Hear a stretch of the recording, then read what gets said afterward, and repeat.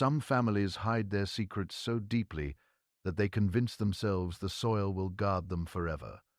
But in the Carolina Lowcountry, the land has a long memory. It holds on to everything. Every drop of blood, every whispered prayer, every child born in shadow. And some truths, no matter how carefully buried, refuse to disappear. What you are about to hear is a story so unsettling, so deliberately concealed, that it took more than 100 years for its fragments to surface. It is the story of a discovery that should never have been possible, of a life that, on paper, never existed, and of a family determined to conceal what could not truly be hidden. If you're drawn to the darkest chapters of American history, where the most disturbing realities stand in plain sight, then follow this channel. Here we uncover the stories history tried to erase. In 1964, archivists working in Charleston uncovered the plantation records of the Chapman family. At first glance, the ledgers were ordinary, careful accounts of cotton harvests, purchases of enslaved laborers, and detailed household expenditures. But buried in the columns of figures was a small inconsistency that would trouble historians for years. Again and again, the books recorded provisions purchased for 23 enslaved individuals. Yet every other official document, tax filings, insurance policies, letters exchanged with cotton brokers, listed only 22. For more than a decade, scholars dismissed the discrepancy as a simple bookkeeping mistake, the sort that slips into long-running accounts. But the anomaly persisted, month after month, year after year, for more than 20 years, and always in the same handwriting, that of Richard Chapman himself.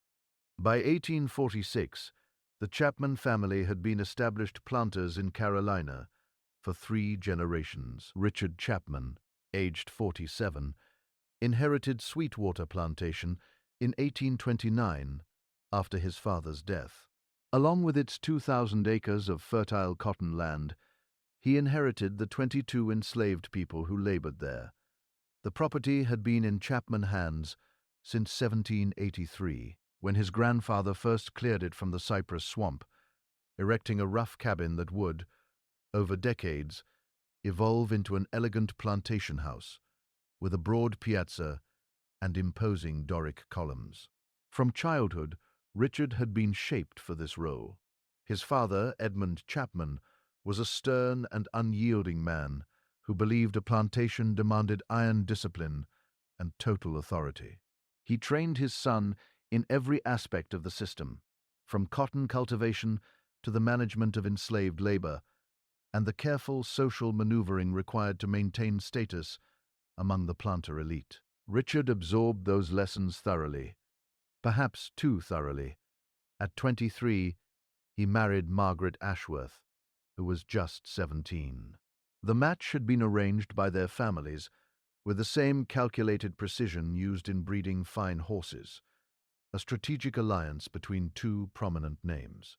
Margaret came from an old Charleston family of wealth and reputation. Her father owned a townhouse on Meeting Street and 3 plantations scattered across the low country. She entered the marriage with a substantial dowry, including 12 enslaved individuals who became the foundation of Sweetwater's domestic staff. By 1846, Richard and Margaret had been married for 23 years. 3 of their children had survived infancy: Eleanor, 18, Thomas, 15, and Grace, 12. 2 others had died before reaching their first birthdays, tragedies common enough in that era that Margaret mentioned them only briefly in letters to her Charleston relatives. On paper, the Chapman household appeared orderly, prosperous, and entirely accounted for. Infant mortality was simply a fact of life, a sorrow to be endured and then forgotten. By all accounts, the Chapmans were a respectable family.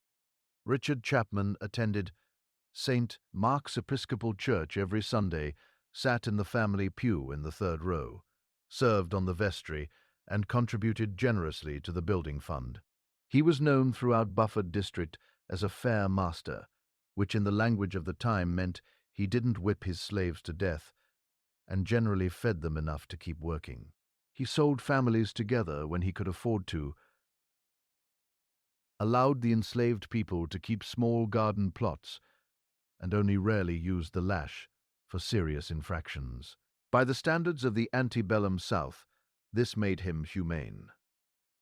Margaret Chapman ran her household with the cold efficiency of a general commanding troops. She rose at dawn, inspected the work of the house servants, supervised the preparation of meals, managed the smokehouse and dairy and vegetable garden with exacting precision. She was not cruel precisely, but she viewed the enslaved people around her as equipment to be maintained and utilized, but never truly seen as human beings with interior lives. She spoke to them in the same tone one might use with a particularly dim-witted dog, not unkind, but fundamentally dismissive. Their children were being raised in the same tradition. Eleanor, at 18, was already managing portions of the household and learning the skills she would need as the mistress of her own plantation someday. Thomas was being groomed to take over Sweetwater, eventually learning to ride, to shoot, to give orders with the casual authority expected of a planter's son. Grace, the youngest, was still in the schoolroom with her governess, learning French and watercolors and the elaborate rules of etiquette that governed plantation society.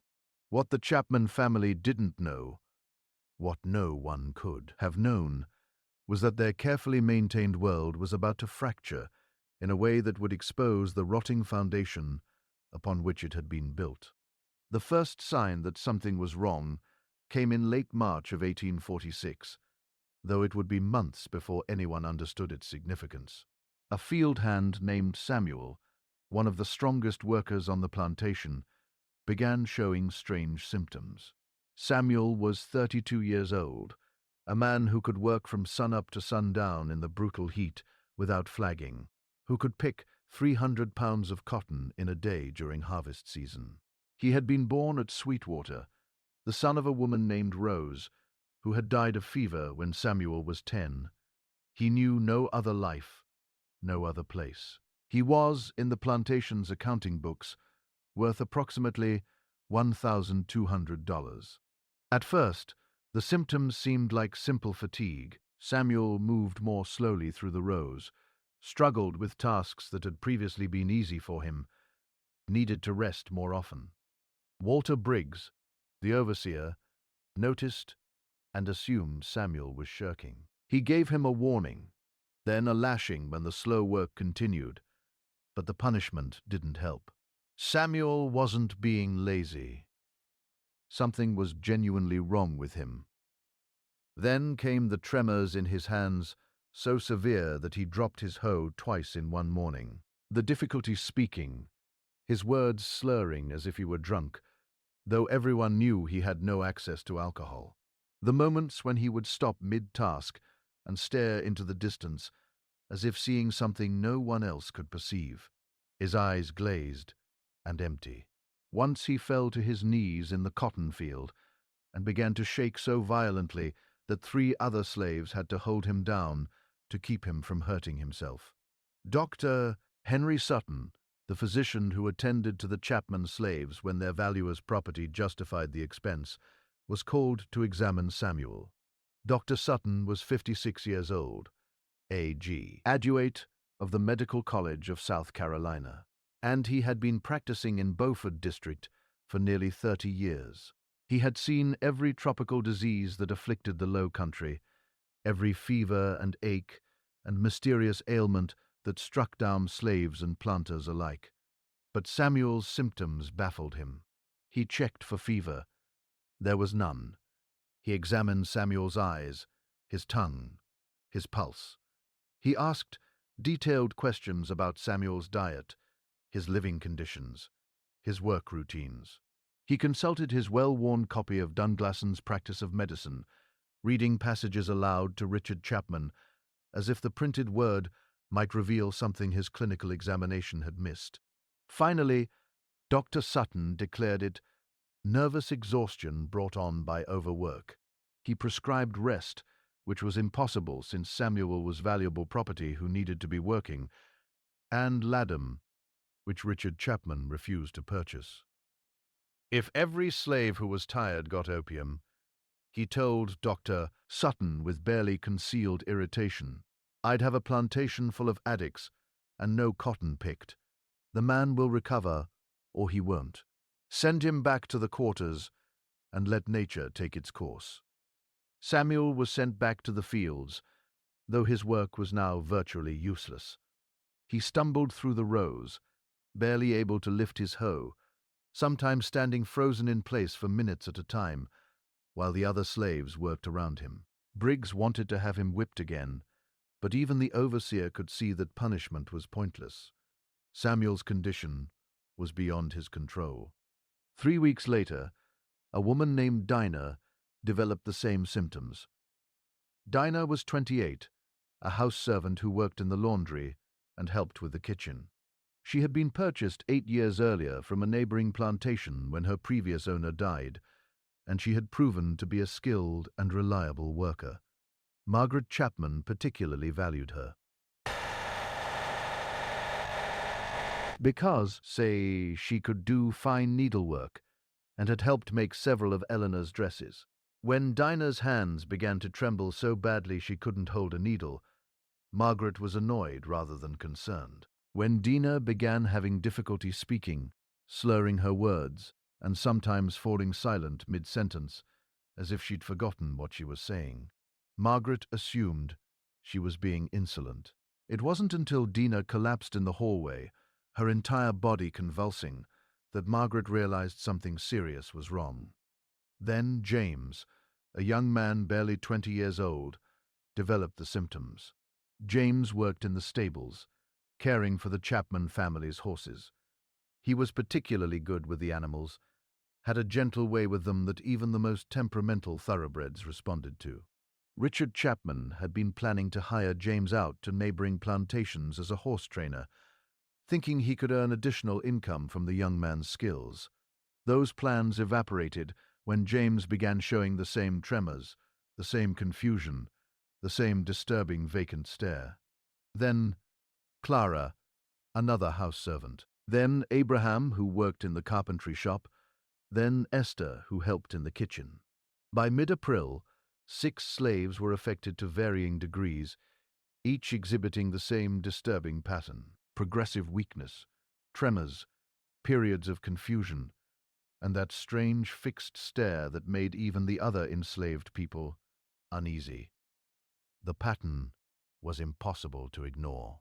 Something was spreading through the slave quarters, some illness or contagion that Dr. Sutton's medical training couldn't identify or explain, and it was happening slowly enough that people didn't die.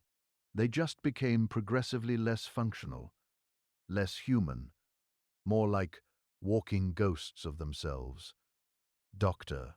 Sutton was called back to the plantation, this time with more urgency. Richard Chapman was losing valuable property.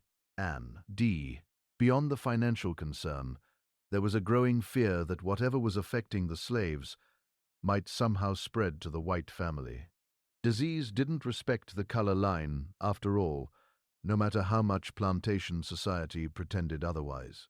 Dr. Sutton spent hours examining the affected slaves, asking questions about their food, their water, their sleeping quarters, their work assignments. He looked for commonalities, for some shared factor that might explain why these particular people were falling ill while others remained healthy.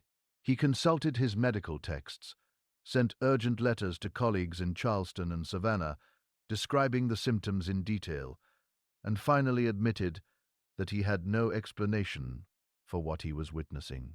It's as if, he told Richard Chapman during a tense meeting in the plantation office, they're all being slowly poisoned. The symptoms are consistent with certain toxic exposures, arsenic perhaps, or some other heavy metal, but I can find no common source, no explanation for how they're all being exposed to the same toxin. They work in different areas, eat from different pots, drink from different water sources. There's no logical vector for poisoning. The word poisoned sent a chill through the plantation that had nothing to do with concern for the suffering slaves, and everything to do with the implications for the white family. Poisoning was a slave rebellion tactic that haunted every plantation owner in the South. There were stories passed in hushed tones among the planter class of trusted house servants slowly killing their masters with rat poison mixed into coffee, of field hands contaminating wells with deadly substances, of coordinated attacks where multiple whites were simultaneously poisoned. The fear was existential. If slaves were poisoning other slaves, it might be preparation for a larger attack on the white family, or it might be an attempt to cause chaos and economic damage to make the plantation unmanageable. Either way, it represented a threat to the fundamental order of things. Richard Chapman's hand shook when he lifted his morning coffee after that conversation. He found himself watching the house servants with new suspicion, wondering which of them might be planning something terrible. He ordered the slave quarters searched top to bottom, looking for hidden stores of rat poison or suspicious substances. He had the food supplies inspected, the cooking pots examined, the well water tested by having dogs drink it first. Nothing was found. No hidden poison, no suspicious substances, no evidence of any coordinated rebellion.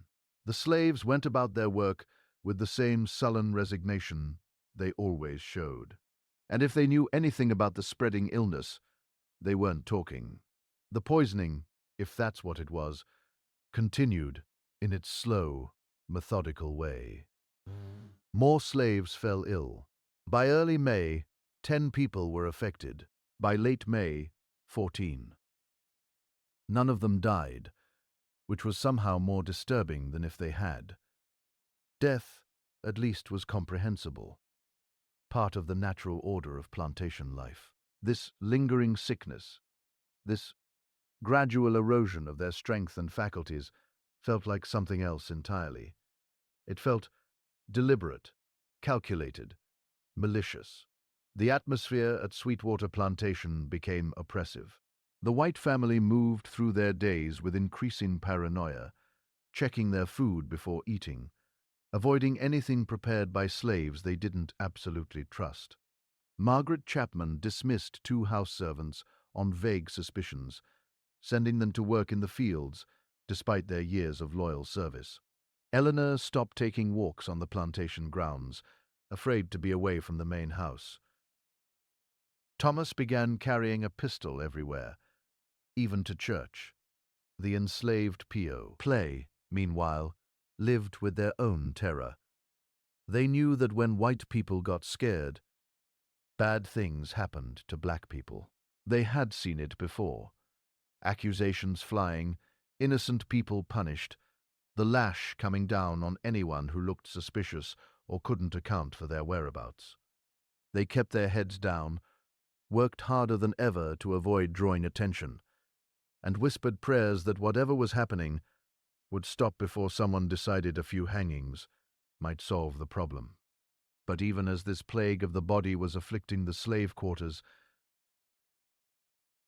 a different kind of investigation was taking place, one that would reveal a truth far more terrifying than any disease. It began with the overseer, a hard man named Walter Briggs, who had worked at Sweetwater for 12 years. Briggs was 41 years old, unmarried, dedicated entirely to his work. He lived in a small house at the edge of the plantation, ate his meals alone, and spent his days on horseback, moving between the fields, checking on the slaves' progress, enforcing Richard Chapman's orders with mechanical efficiency. He was not a particularly cruel man by the standards of his profession. He didn't enjoy inflicting pain the way some overseers didn't take pleasure in the power he held over other human beings, but he also had no illusions about the nature of his work. Slaves were property to be managed like livestock, and if they needed to be beaten to maintain discipline, then he would beat them. It was simply the job. Briggs was not given to imagination or sentiment, but he was observant in the way that men who control other men must be. He noticed things, the subtle hierarchies among the enslaved people, who deferred to whom, who had influence beyond their official position. He noticed when someone was planning to run, could read it in their body language days before they made the attempt.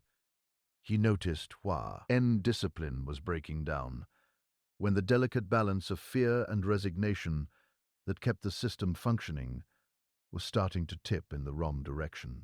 And what he began to notice in those early weeks of spring 1846 was that one of the slaves seemed unaffected by the spreading illness. More than that, this slave seemed to move through the quarters with a strange kind of authority, checking on the sick, speaking to them in low voices, and always watching the main house, watching Dr. Sutton when he visited, watching Briggs himself with an intensity that made the overseer deeply uncomfortable. The slave's name, according to the plantation records, was Lucas. He was listed as 21 years old, 5'10" in tall, purchased 3 years earlier from an estate sale in Savannah, Georgia. The bill of sale described him as healthy, strong, no vices, field hand. He worked in the cotton fields during the growing season, helped with general maintenance and repairs during the winter, and had never caused any trouble. He was on paper exactly the kind of slave every planter wanted: productive, obedient, unremarkable. But Briggs, with his overseer's instinct for detecting potential problems before they bloomed into open rebellion, felt something was off about Lucas. It was hard to articulate exactly what triggered his suspicion. Perhaps it was the way Lucas held himself, with a straightness in his spine that suggested pride rather than submission. Perhaps it was the way the other slaves seemed to defer to him, despite his youth and his relative newcomer status. When Lucas spoke, even older slaves listened. Perhaps it was something in his eyes, an intelligence and awareness that seemed out of place in a field, and who had supposedly spent his entire life in bondage. Or perhaps it was something else, something Briggs didn't want to consciously acknowledge, but couldn't entirely.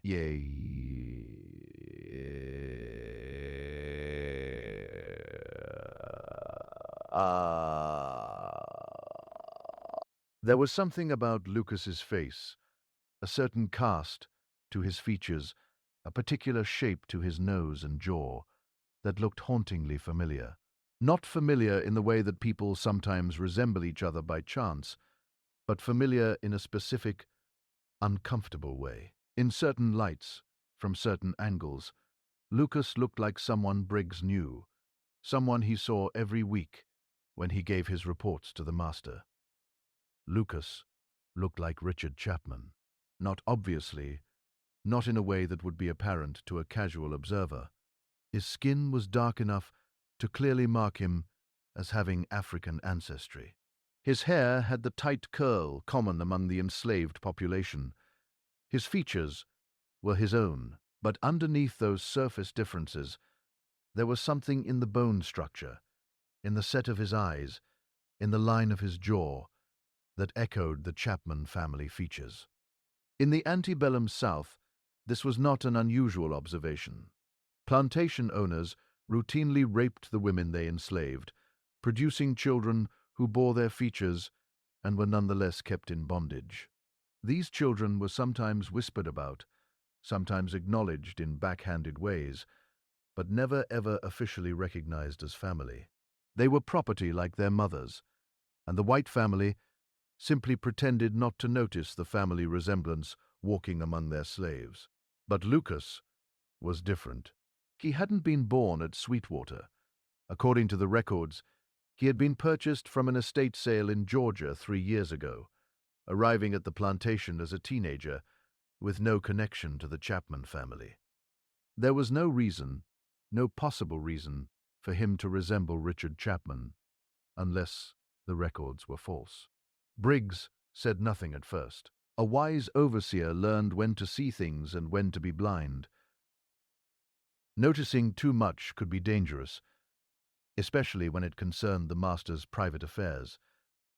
But his curiosity, or perhaps his instinct for self-preservation, his sense that knowledge was power and power meant security, drove him to do something he had never done before. One evening, when he knew Richard Chapman was in Charleston on business, Briggs went to the Plantation office. He told himself he was just doing routine paperwork, checking the accounts, making sure everything was in order. But what he really wanted was to examine the documents related to Lucas's purchase. He wanted to see if there was anything in those papers that might explain the uncomfortable resemblance he'd noticed, anything that might confirm or dismiss his suspicions. The office was in a small building separate from the main house, a single room with a desk, file cabinets, and shelves lined with ledgers documenting decades of plantation business. Richard Chapman kept meticulous records. Every bale of cotton sold, every slave purchased, every expense incurred was noted in his precise handwriting.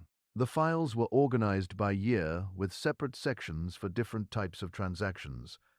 Briggs found the slave purchase records for 1843 and began paging through them. There were several acquisitions that year. Richard Chapman had bought a woman named Betty and her 2 children from a neighbor who was settling debts, had purchased a blacksmith from a Charleston auction, had acquired 3 field hands from various sources, and there, near the end of the 1843 section, was the bill of sale for Lucas. The document looked entirely legitimate at first glance. It was written on the proper legal paper, bore the seal of Chatham County, Georgia, and was signed by the executive of Henry Ravenel's estate. It described the sale of one male Negro named Lucas, approximately 18 years of age, sound in body and mind, no scars or marks. Field hand to Richard Chapman of Sweetwater Plantation, Beaufort District, South Carolina, for the sum of $850. Everything appeared to be in order, except for one small detail that made Briggs's stomach turn cold. The paper was too fresh. Briggs had handled hundreds of these documents over his years as an overseer. He knew what 3-year-old paper looked like, how it yellowed slightly with age, how the ink faded and took on a particular pattern. This document looked newer than it should. Not dramatically newer. The difference was subtle, the kind of thing you might miss unless you were looking for it. But once Briggs noticed it, he couldn't unsee it. He examined the document more closely. The seal looked correct. The signatures looked legitimate. But the paper itself, the physical paper, didn't seem to be 3 years old. It looked like it had been created more recently and then carefully filed among older documents to disguise its true age, which meant that either his assessment was wrong, and he didn't think it was, or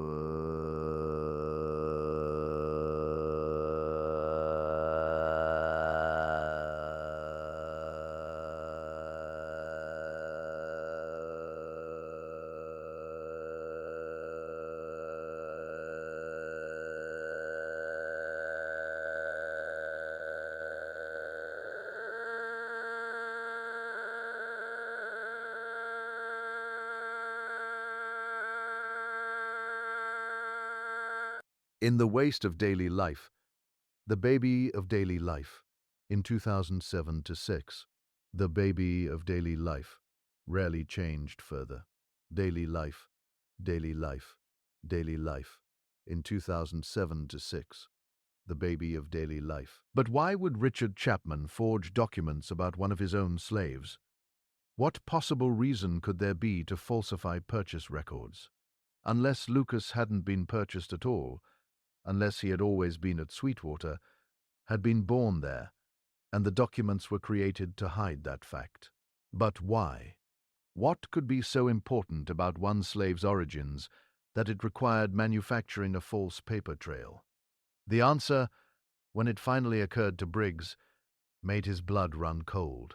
If Lucas had been born at Sweetwater, and if he resembled Richard Chapman, then there was only one possible explanation. Lucas was Richard Chapman's son, the product of a sexual relationship, probably rape, given the power dynamics involved with one of the enslaved women. And for some reason, instead of simply acknowledging this the way most planters did with their mixed-race children, Richard Chapman had gone to elaborate lengths to hide Lucas's true origins. But why such extreme measures? Plenty of plantation owners had children with enslaved women. It was common knowledge, barely even scandalous anymore.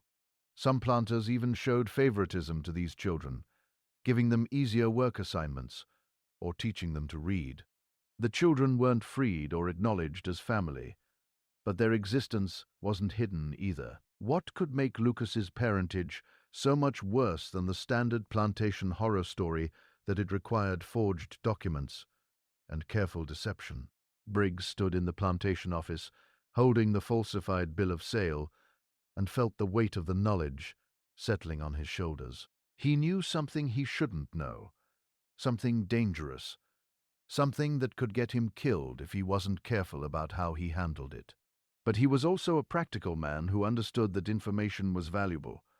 If he played this correctly, if he was smart and careful, this knowledge could secure his future. Richard Chapman would pay handsomely to keep this secret buried. An overseer with this kind of leverage could name his price, could guarantee his position for life, could maybe even get a share of the plantation's profits. All he had to do was approach the master carefully, make it clear he was looking for security rather than blackmail, and negotiate a deal that benefited both of them. Walter Briggs had no idea he was signing his own death warrant. The conversation between Walter Briggs and Richard Chapman took place on an April evening in the plantation office. With the account book spread between them like a map of territory neither man wanted to fully acknowledge. Briggs had requested the meeting, claiming he needed to discuss concerns about security on the plantation in light of the mysterious illness affecting the slaves. Richard Chapman, preoccupied with the spreading sickness and the economic damage it was causing, agreed without much thought. They met after dinner, when the evening cicadas were beginning their nightly chorus, and the last light was fading from the western sky. Briggs began carefully, obliquely, the way a man approaches a snake he's not sure is venomous. He talked about the strange pattern of the illness, how it seemed to be affecting certain slaves, but not others. He mentioned his concerns about Lucas's behavior, how the young man seemed to be moving among the sick slaves with unusual freedom, how he seemed to have their trust, how he might be organizing something dangerous. Richard Chapman listened with half his attention, making non-committal sounds, clearly thinking about other things. Briggs could see he needed to be more direct, to say something that would make Chapman really hear him. "I've been watching Lucas quite closely," Briggs said, his tone casual but his words chosen with care, "and I've noticed something curious. He has a very distinctive face, doesn't he? The bone structure, the way he carries himself, very familiar somehow." Richard Chapman's attention sharpened instantly. His eyes, which had been drifting towards the ledgers on his desk, snapped to Briggs's face. For a moment, neither man spoke.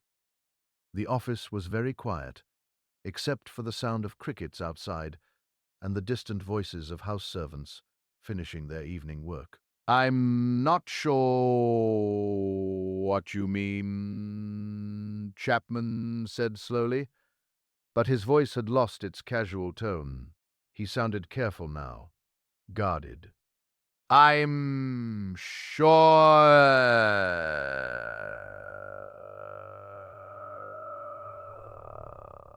Briggs continued, watching Chapman's face carefully.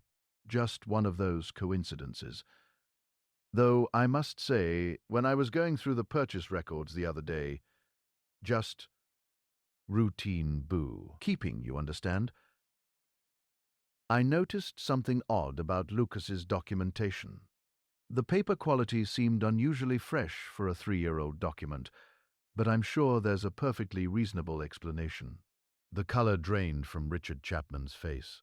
For a long moment, he simply stared at Briggs, and the overseer could see his mind working, calculating, trying to determine how much Briggs knew and how dangerous he might be. Then Chapman's expression shifted. The fear and shock faded, replaced by something colder, more controlled. This was the face of a man who had made difficult decisions before, who understood that power sometimes required ruthlessness. "What is it you want, Briggs?" Chapman's voice was perfectly steady now, businesslike. Briggs felt a flutter of relief. Chapman was willing to negotiate. This was going exactly as planned. I want security, Mr. Chapman. I've been a loyal overseer for 12 years. I've never caused you any problems, never spoken out of turn, never been anything but discreet about plantation business. I'd like that loyalty to be recognized. In what specific terms? A substantial increase in my salary, say double what I'm currently earning. A written guarantee of lifetime employment here at Sweetwater, and perhaps a small share in the plantation's cotton profits. Just 5% would be more than fair. The terms were ambitious, but not outrageous. Overseers sometimes negotiated profit-sharing arrangements, especially on larger plantations. What Briggs was asking for was expensive, but not impossible, and it would secure his silence absolutely. He would have too much to lose by talking. Richard Chapman considered this for a long moment, his fingers drumming on the desk. Then, surprisingly, he nodded. "Those terms are acceptable. I'll have the paperwork drawn up within the week. You'll have your guarantee in writing properly notarized. Your salary, decrease, will be retroactive to the 1st of this month." Briggs felt a surge of triumph. It had worked.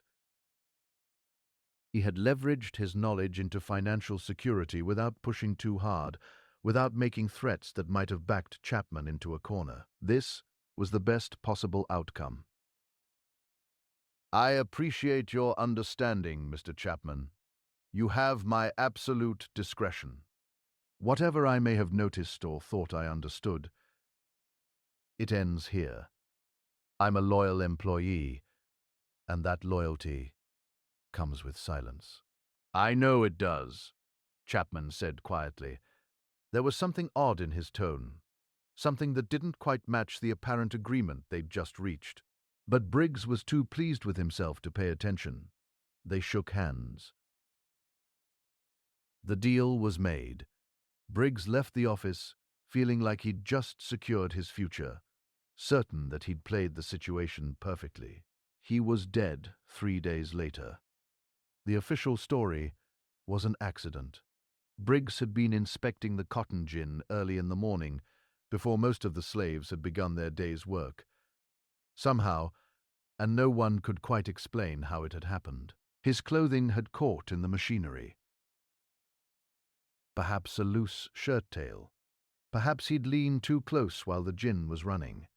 The mechanics of cotton gins were notoriously dangerous. Accidents happened, though usually to the slaves who operated them, rather than to overseers who knew better than to get too close. By the time someone heard his screams and shut down the machinery, Briggs was catastrophically injured. His right arm had been pulled into the gin rollers and crushed. He had severe trauma to his chest and abdomen, where he'd been pulled against the machine. He was still alive when they extracted him from the machinery, but barely and bleeding profusely from multiple wounds. Dr. Sutton was summoned urgently, but by the time he arrived, Walter Briggs was dead. The doctor examined the BOD, declared the death accidental, and signed the necessary certificates. There would be no inquest. Accidents were common enough on plantations that authorities rarely bothered with investigations unless there was obvious evidence of foul play. Richard Chapman arranged for a proper funeral.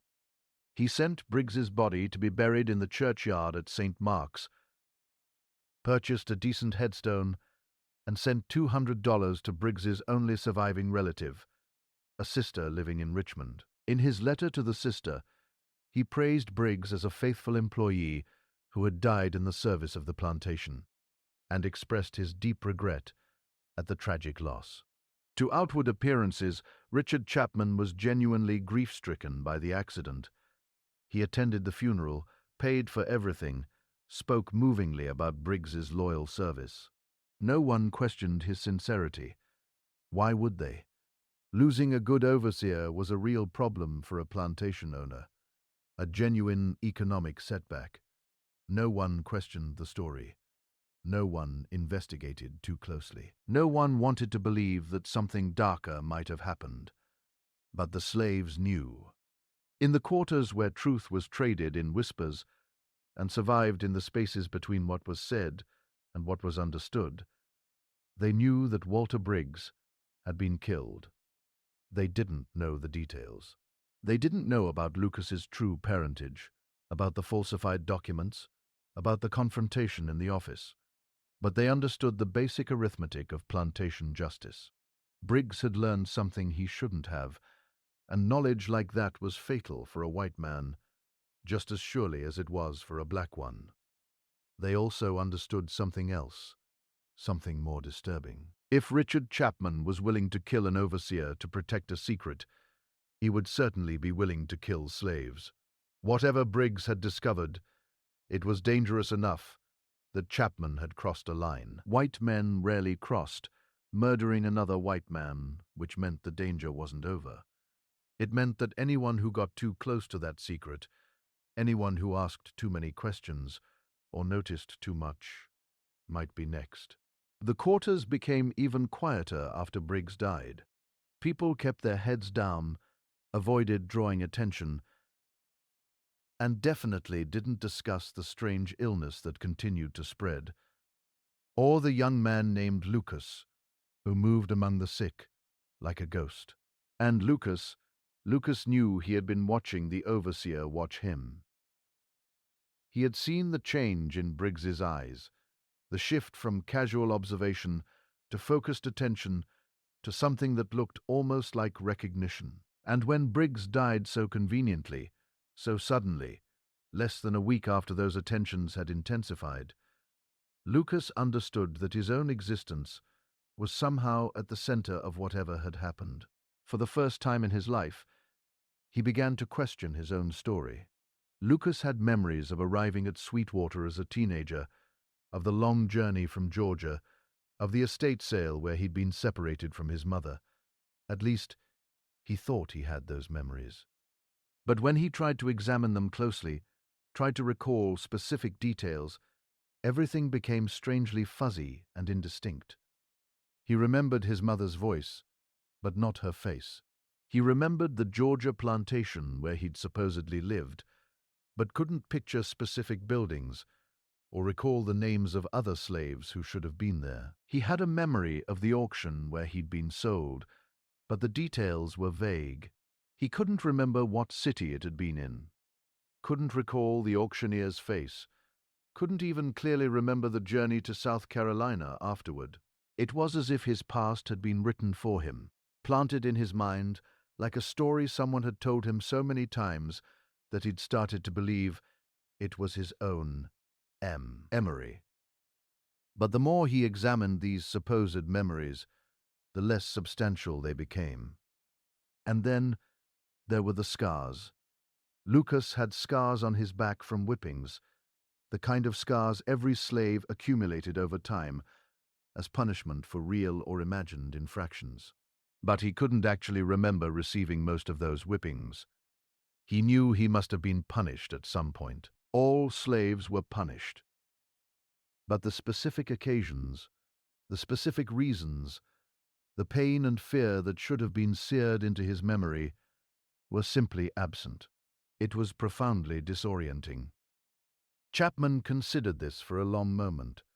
Then, surprisingly, he agreed. Very well. I'll arrange it. We'll go to Charleston, have you baptized at St. Philip's. The priest won't ask questions if I compensate him adequately. And so it was decided.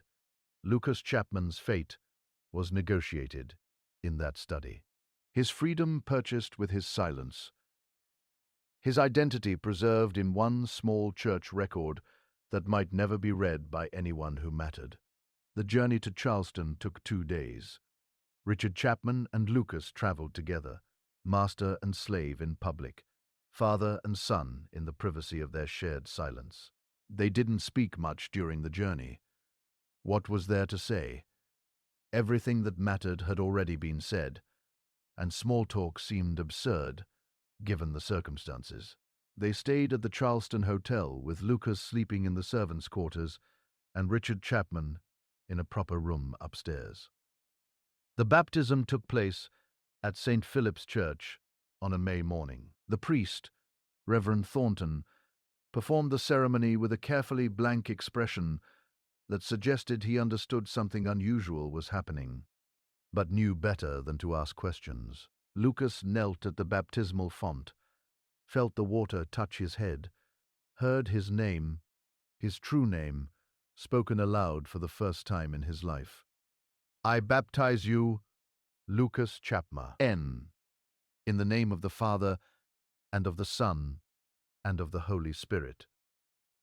The priest signed the register. Lucas Chapman, adult baptism, parents unknown.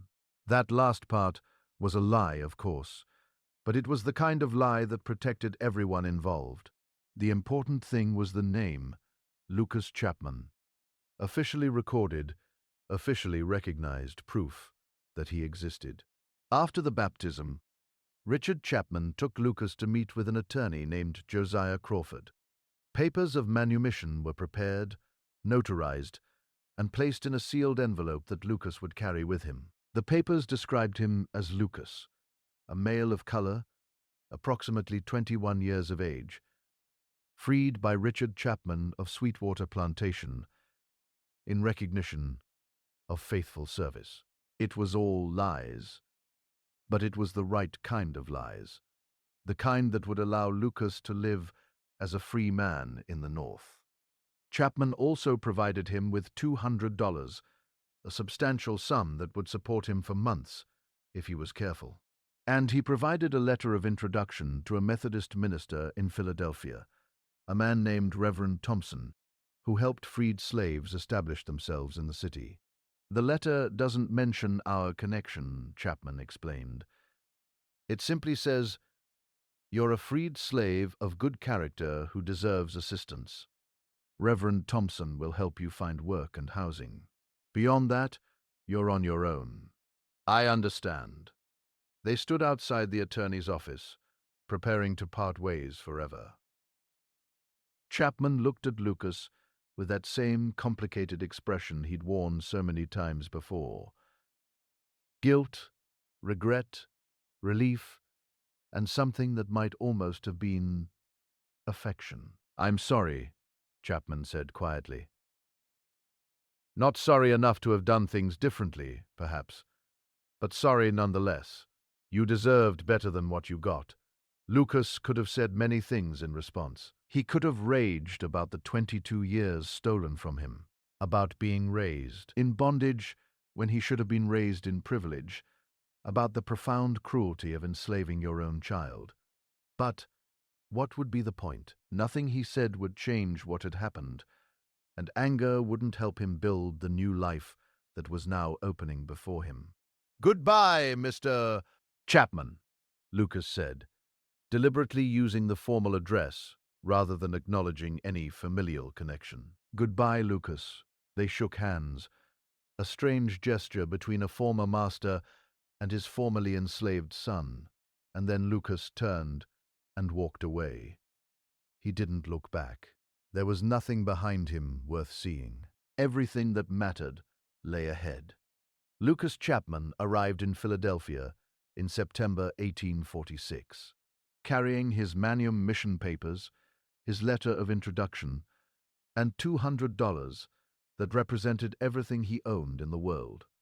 The city was overwhelming at first. Lucas had never seen so many buildings, so many people, so much movement and noise and life compressed into such a small space. Philadelphia had nearly 400,000 residents by 1846, making it one of the largest cities in America.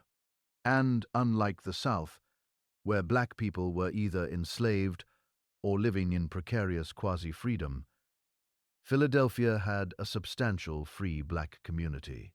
More than 20,000 people of color who had built churches, businesses, schools, and social networks. Reverend Thompson, the Methodist minister Richard Chapman had written to, turned out to be a kind man in his 50s who asked no uncomfortable questions about Lucas's past. He helped Lucas find lodging in a boarding house for black men in the Moyer-Menzing district, introduced him to people who might provide work, and invited him to attend services at Mother Bethlehem Church. Lucas found work as a carpenter's apprentice. He had basic woodworking skills from his time at Sweetwater, and he learned quickly. The carpenter, a free black man named James Foran Jr., paid him fairly and taught him the finer points of the trade. Within a year, Lucas was skilled enough to work independently. He also learned to read and write, attending night classes offered by the Pennsylvania Abolition Society. This was revolutionary for him, not just acquiring the skills themselves, but understanding what it meant to be able to access knowledge directly without mediation by white people who controlled what information slaves received. In 1849, Lucas married a woman named Rachel Dorsey. Rachel had been born free in Philadelphia, the daughter of a barber and a seamstress. She was intelligent, devout, and practical, with a deep commitment to helping newly freed slaves adjust to life in the North. She taught Lucas how to navigate the complex social world of free black Philadelphia, how to avoid the constant dangers posed by slave catchers and racist violence, how to build a life that was genuinely his own. They had 4 children together. William, born in 1850, Sarah, born in 1852, James, born in 1854, and Catherine, born in 1857. Lucas raised them to be proud, educated, and free, everything he hadn't been allowed to be. He told them nothing about his own past, only that he had been enslaved in South Carolina and had gained his freedom before coming north. They knew nothing about the Chapman family, nothing about their grandfather who had kept their father in bondage, nothing about the white half-siblings who existed somewhere in the South. Lucas kept his promise. He never spoke publicly about his connection to the Chapman family. He never tried to claim any inheritance or recognition. He lived as simply Lucas Chapman, a free black carpenter, a member of the Methodist Church, a husband and father who had overcome slavery to build a good life. But he never forgot. And near the end of his life, when he was 65 years old, and weakening from age and illness, Nally wrote down the truth. He wrote a letter to his children explaining who he really was, where he really came from, and what had been done to him. He sealed that letter with instructions that it wasn't to be opened until after his death, that they should read it together and then decide what to do with the information. In that letter, written in 1887, Lucas Chapman finally told his story. He described his childhood at Sweetwater, the dawning awareness that something about his situation was wrong, the terrible revelation of his true parentage. He wrote about the poisoning, about Briggs's death, about the confrontation with Richard Chapman, and the negotiation that led to his freedom. He explained why he had kept silent for 40 years, and why he was finally breaking that silence. And he wrote the passage that would later become famous among historians who studied his case. I have sometimes wondered what my life would have been if I had been born with the right color skin. If I had been raised in the main house instead of the quarters. If I had been acknowledged as the first Chapman's son. But then I think of what that would have required. Accepting the system that made such distinctions matter, participating in the enslavement of others, becoming the kind of man my father was. And I realized that being cast out, being raised among those who suffered, taught me more about human dignity than any privileged upbringing could have. My slavery, as terrible as it was, made me free in ways that my white siblings never could be. They remained trapped in the prison of their own supremacy, while I escaped into the larger world, where a man's worth has nothing to do with the color of his skin or the circumstances of his birth. Lucas Chapman died in January 1889, surrounded by his wife and children. His obituary in the Christian Recorder described him as a man of quiet dignity and firm faith who had overcome the cruelties of slavery to build a life of purpose and integrity. There was no mention of the Chapman family, no hint of the secret he had carried for his entire life. His children opened the letter after the funeral and read their father's story with shock and grief and anger. They debated what to do with the information, whether to make it public, whether to seek some kind of acknowledgement from the Chapman family, whether to simply preserve it privately as part of their family history. They decided on the latter. The Chapman family no longer mattered to them, and exposing the story publicly would only invite painful attention. So they kept the letter, passing it down through generations, a private testament to one man's impossible life.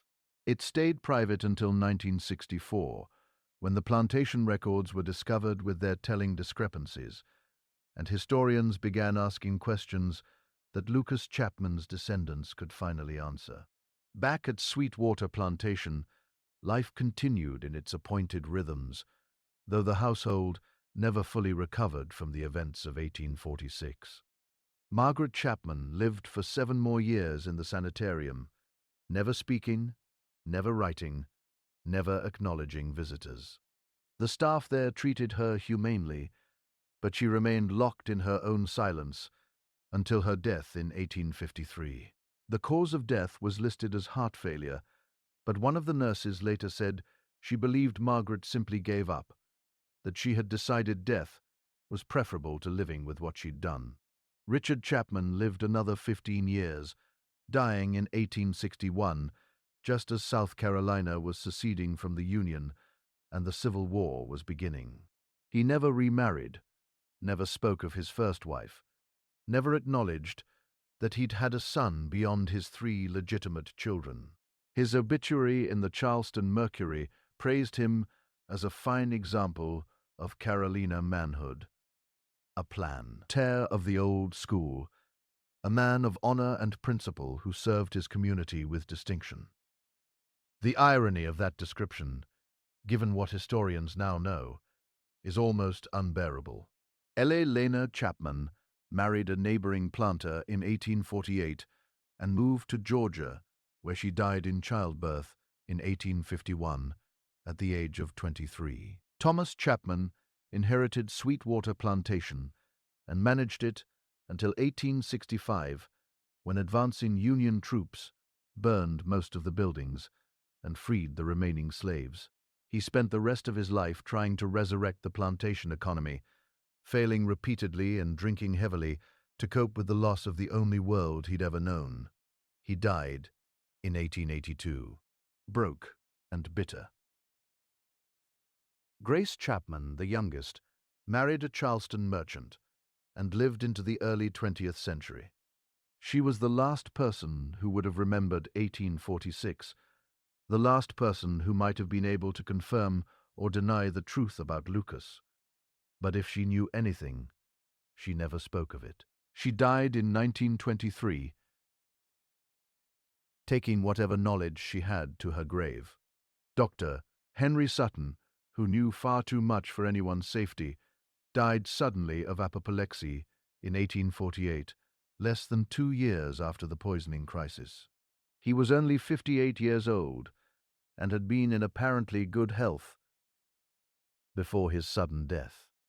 The convenient timing of his death has led some historians to wonder if natural causes were truly responsible, or if Richard Chapman had decided that even a paid-off witness was too dangerous to leave alive.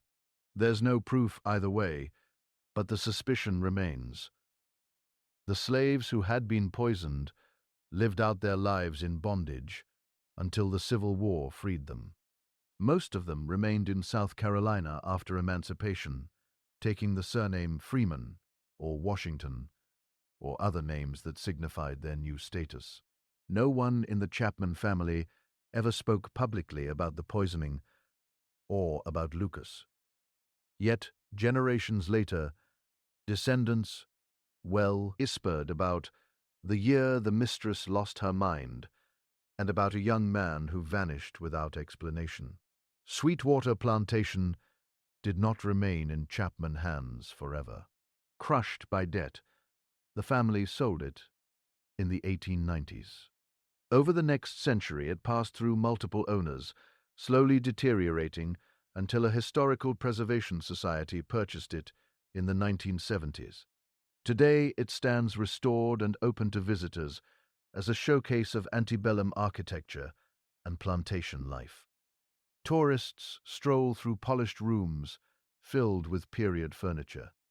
Guides describe the routines of a prosperous Carolina planter family.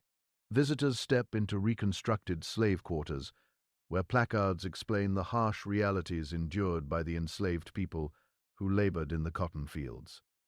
But nowhere is there mention of Lucas. No display explains the mysterious 23rd enslaved person who appears in the account books, but nowhere else. No exhibit tells of the child hidden in plain sight, the boy whose existence had to remain secret at any cost. Nothing speaks of the son who was treated as property, of freedom purchased through silence, or of a truth buried for more than a century. Lucas's story survived only by chance. It survived because in 1964, someone noticed a discrepancy in old ledgers and cared enough to ask questions, because certain records were preserved when they should have been destroyed. Because, late in life, Lucas chose to write down what had happened to him. Because his descendants safeguarded that letter for 75 years, waiting for a time when revealing the truth would no longer bring danger. Had any one of those elements been different, had the books been more carefully falsified, had Lucas died without writing his account, had his descendants burned the letter instead of protecting it, the story would have disappeared completely.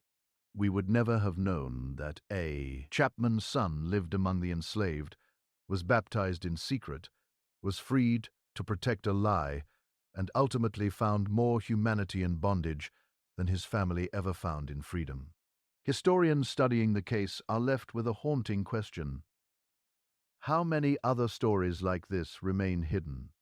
The Chapman case stands out not because it was unique, but because it was documented. The conflicting slave counts, the falsified paperwork, the baptismal record, Lucas's own testimony. These fragments endured and were recognized by people determined to understand them. But for every Lucas Chapman whose story survived, how many others vanished entirely? How many children were absorbed into enslaved communities, their true parentage never recorded, never acknowledged, never preserved in any way that historians could uncover? Evidence suggests there were many. Researchers examining plantation archives frequently encounter unexplained discrepancies in slave inventories, individuals appearing in one record but absent in another. Children with mysteriously missing parentage. Most of these cases can never be resolved. The evidence was intentionally erased. What makes the Chapman story extraordinary is not the events themselves, the enslavement of a master's child, the deliberate poisoning to protect a reputation, the quiet granting of freedom in exchange for silence. Such acts were likely more common than we prefer to believe. What is extraordinary is that we know. We can trace Lucas's life from his birth in 1824 to his death in 1889, and beyond, to descendants still living today. Yes, Lucas Chapman has living descendants, more than 100 across the United States. They descend from his children, William, Sarah, James, Catherine. They are teachers, doctors, mechanics, artists. They lead ordinary lives while carrying the legacy of a man born enslaved who died free, a man denied his birth. Fright, yet determined to build something better with his own hands. In 2003, some of Lucas's descendants reached out to the last known relatives of the White Chapman line, hoping for acknowledgement, perhaps even reconciliation. They were rejected. Whether out of disbelief or unwillingness to confront the past, the Chapman descendants declined to engage, and so the two branches of the family, divided by race and history, remain divided still. Perhaps that is fitting. Lucas spent his life trying to step out of the shadow cast by the family that enslaved him. His descendants have forged identities independent of the Chapman name and everything it once represented. They do not require validation from relatives who might never fully comprehend what Lucas endured or what he achieved. This story matters not because it indicts a single family, but because it exposes the system that made such stories possible.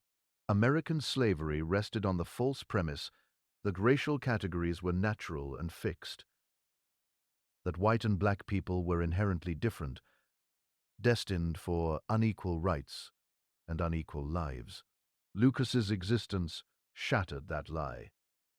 He was Richard Chapman's son, biologically as much a Chapman as Eleanor, Thomas, or Grace.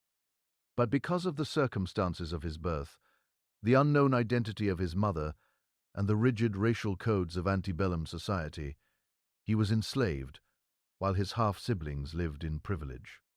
The line between free and enslaved, between person and property, between child and commodity. It was never about inherent difference. It was about power, and about what those who possessed power were willing to do to protect it. When that fragile boundary was threatened, when a child's very existence exposed the arbitrariness of the system, the response was not reform, it was concealment. Records were falsified. Witnesses were silenced. Those who might expose the truth were poisoned. Whatever it took to preserve the illusion, that is the true horror of this story. Not only the poisoning, not only the deception, not even a father enslaving his own son. The horror lies in how routine it was, how efficiently a life could be erased from official memory, how reputation outweighed humanity. For more than a century, the Chapmans believed they had succeeded. The secret remained buried. Their name remained respectable. Lucas's identity remained obscured, even from himself, for much of his life. But secrets rarely stay hidden forever. The falsified records were uncovered. Patterns in the poisoning came to light. The baptismal entry was located. Lucas's letter was preserved and eventually revealed. Now we know.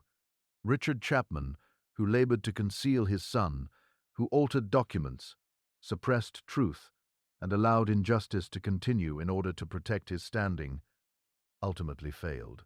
His actions are now recorded. His shame is public. And the son he tried to erase has become far more remembered than he ever was. Sweetwater's cotton fields are quiet now. The grand house stands open to visitors who admire its restored architecture. The slave quarters are preserved as solemn reminders of suffering.